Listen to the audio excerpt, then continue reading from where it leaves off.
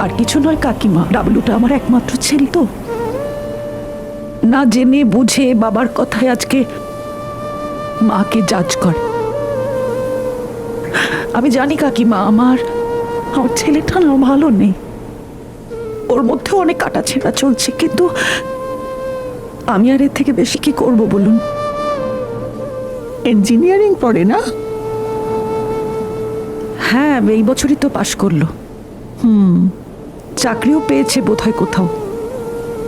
আমায় না ওরা আর কিছু জানায় না কাকিমা। ওই পরিচিত কিছু আত্মীয় স্বজন রয়েছে শ্বশুর বাড়ির তরফ থেকে, ওদের থেকেই যা জানতে পারি। জামাই এমনিতে ভালো আছে? কি করে বলবো বলুন তো কাকিমা, কে ভালো আছে কে খারাপ আছে। হয়তো আমি নেই তাই ভালো আছে। না না মা, না, তোমাদের তো ডিভোর্স হয়নি। তা যদি হতো তাহলে তো ডিভোর্স চেয়ে নিত। এর থেকে তো ডিভোর্স চাইলে ভালো হতো কাকা বাবু, চাইলে আমি দিয়েও দিতাম, বিশ্বাস করুন। না দিল ডিভোর্স, আর না বউ হিসেবে অ্যাকসেপ্ট করলো। আজ অব্দি বুঝে উঠতে পারলাম না কাকা বাবু, আমার অপরাধটা ঠিক কোথায়। নতুন কাকু, নতুন কাকু, ও নতুন কাকু, দাঁড়া আসছি। আসো আসো আসো আসো। যা যা যা, আরে এতখানি তো চলে এলুম, বাকিটা এইটুখানি তো বৌমা নিয়ে যেতে পারবে। ও ডাকছি, তুই যা যা। সাবধানে এসো, দাঁড়া আসছি।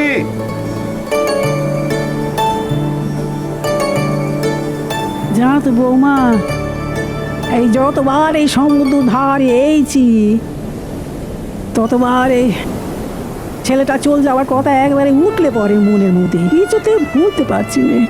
কি করে ভুলবেন মা? যাকে জন্ম দিয়েছেন, ছোট থেকে এত বড় করেছেন, তাকে কি করে ভুলবেন?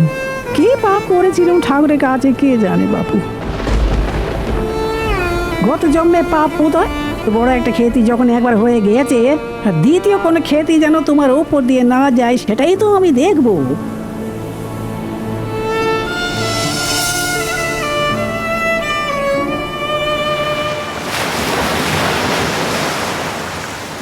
এসো, বসার ব্যবস্থা করেছি, বসো। কাকাবাবু কাকিমা বসবেন তো? না না, আমার এখন চেয়ারের দরকার নেই। কি রে, বসো। নতুন কাকু, এবার একটা গান ধরো। মা, তোমাকেও কিন্তু গান গাইতে হবে আমাদের সঙ্গে। আরে বাবা, আমাদের সঙ্গে গলা মেলাতে তো অসুবিধা নেই, অদ্ভুত প্রবলেমটা কোথায়? এই কি বলছিস কি? হ্যাঁ, বউ এখন এই গানটা করে গান করে না। তুমি আবার শুরু করলে? কি বলো তো মা, সবার সাথে একটু গলা মেলাবে প্লিজ, এভাবে বাধা দিও না। দাদা ভাই বোঝা না।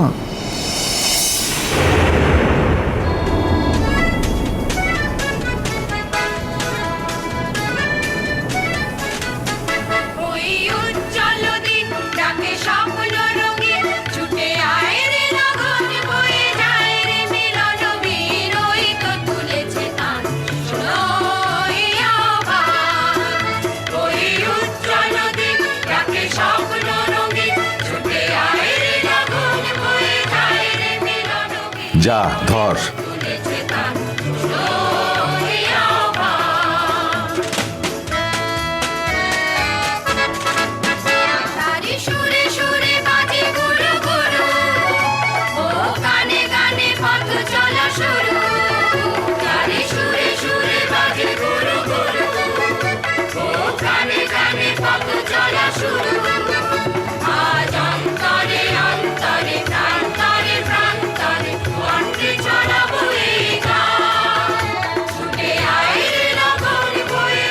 আরে আরে, তুমি এখানে দাঁড়িয়ে আছো কেন বৌদি ভাই? চলো চলো, সবাই মিলে গাই। তোমরা গাও। বৌদি ভাই যাও, চলো না, যাও। যাও। উফ,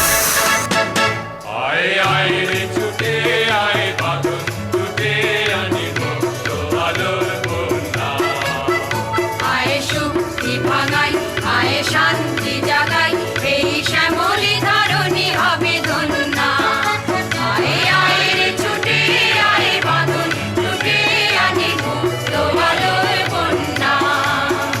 আয় শক্তি ভাঙাই, আয় শান্তি জাগাই, এই শ্যামলি ধরণী হবে ধন্যা। আকাশে বাতাসে দোলা লাগলো, আর জীবনে জোয়ার বুঝি জাগলো। ওই আকাশে বাতাসে দোলা লাগলো, আর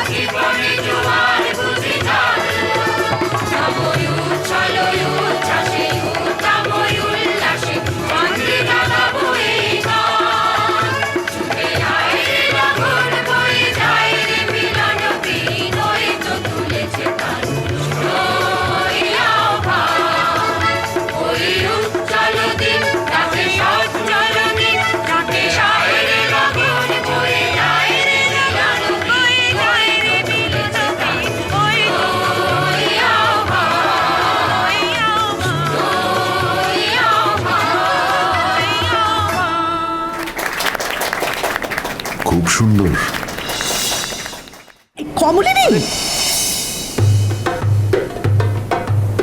এই দেখো দৌড়তে শুরু করলো। উফ দাঁড়াও, কমলিনী, কমলিনী। দেখো তোমাকে কেউ ডাকছে মনে হচ্ছে ওখানে। ও বৌমা, দেখো তো কে। মা, ও মা, ও মা, ওটা তো শ্বেতা। তোমার মনে আছে আমার সাথে কলেজে পড়তো, আসতো মাঝে মাঝে আমাদের বাড়িতে? ও মা, বিয়ে হয়ে কেমন গিন্নি বান্নি হয়ে গেছে না? বৌঠান দৌড়িও না, পড়ে যাবে। ও বৌমা, ও বৌমা, তুমি কি করছি কুকি হয়ে গেছো নাকি? হ্যাঁ, দৌড়াচ্ছে কেন, দৌড়াচ্ছে কেন বৌমা? মাসি, মাসি, আমি দেখছি, আমি দেখছি। দাঁড়া, তোর মা নইলে পড়ে 100 হবে। দাঁড়া। বৌঠান, বৌঠান, আস্তে। আরে কি হলো? পড়ে যাবে তো। আরে না, কিচ্ছু হবে না আমার, পড়বো না আমি, ছাড়ো না। আমার কলেজের বন্ধু শ্বেতা, ওকে দেখে না কলেজ লাইফটা একেবারে চোখের সামনে ভেসে উঠেছে আমার। সবকিছু ভুলে গিয়ে কলেজ বেলার মতন দৌড়তে হবে? মাঝখানে যে অনেকটা সময় চলে গেছে, সেটা ভুলে গেলে চলবে? হ্যাঁ, বয়সটাকে তো মনে রাখতে হবে। সারাক্ষণ একদম বয়স বয়স করবে না তো? আমার দৌড়তে একটু অসুবিধা হচ্ছে না। বৌঠান, বৌঠান, ওর সঙ্গে যদি আমার একদিন দেখা না হতো, মনে হতো জীবনটাই বুঝি শেষ হয়ে যাবে আমার। বিয়ে হয়ে গেল শ্বেতার। ওর বিয়েতে গিয়েছিলাম, খুব কান্নাকাটি করেছিলাম। তারপর তো সেটা মধ্যপ্রদেশ চলে গেল। তোমার কলেজের কথা শুনে আমার কলেজ লাইফের বন্ধুর কথা মনে পড়লো। চন্দ্রোদয়, তোমার কর্তা, আমার কলেজের সব থেকে কাছের বন্ধু। তোমার শ্বশুর বাড়ির ছাদে দাঁড়িয়ে আমরা প্রচুর আড্ডা মারতাম। একদিন চন্দ্র আমার কাছে এসে বলল, আমার একটা কাজ করে দিবি? আমি বললাম, কি কাজ? বললো, আমার একটা মেয়েকে খুব পছন্দ হয়েছে, ওকে প্রপোজ করবি আমার হয়ে? হ্যাঁ, আর তাই তো করলে তুমি। আমার কলেজ আসা যাওয়ার পথে তোমাদেরকে রোজ দেখতাম, মনে আছে? তখন তোমরা ওখানে একটা দোকানে বসে আড্ডা মারতে। আমি তো দেখতাম তুমি আমার দিকে তাকিয়ে আছো। বাবা, তারপর যেদিন তুমি আমার সঙ্গে দেখা করতে এলে আর বললে যে কিছু কথা বলার আছে, উফ, কি বুক ধরপড় আর বুক ঢিপ ঢিপ আমার, মানে এত নার্ভাস হয়ে গিয়েছিলাম জানো, আমার হাত পা একেবারে ঠান্ডা হয়ে গিয়েছিল ভয়।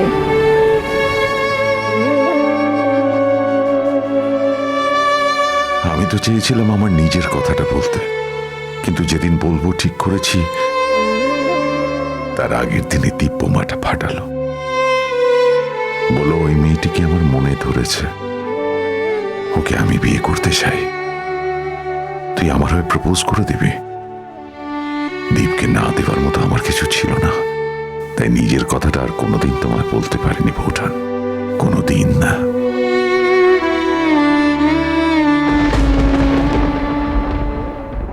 তুমি ওনাকে বলে দাও যে ওনার ফ্যামিলি নিয়ে যেন আজ আমাদের ওখানে আসেন আর একসাথে ডিনার করব। হ্যাঁ, শিওর শিওর, সে আর বলতে। আচ্ছা বাবা, আপনার গিন্নিকে নহে আমি বলে দেবো। আমি ব্যাচেলার। চিরসখা হে